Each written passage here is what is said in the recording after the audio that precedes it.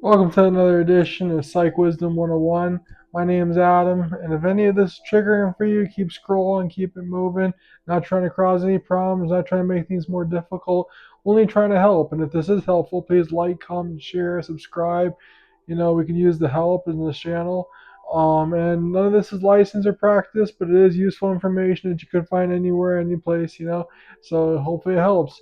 But today, what we're talking about is a higher power. So a higher power is your own conception of what you believe is above you in the sky, or maybe in another world, another dimension, maybe in your mind, maybe in the spirit realm, wherever you might conceive.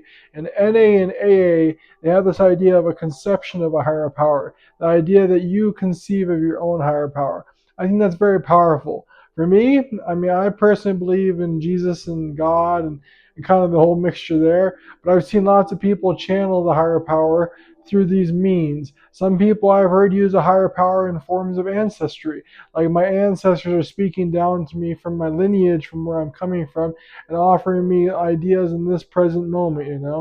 And that's also powerful. I think there's some truth to all these schemes. Some people kind of have that oneness, like the Buddhism, the nature and all the God and one of everything, and everything all together works together for that of which you can understand. And that also has some truth to the matter.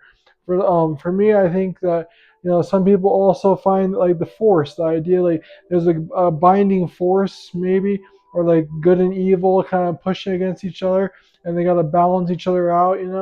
That's kind of true too. And a higher power is you're supposed to be your guidance. It's your spiritual journey. The way I was told it is we're human beings having a spiritual experience.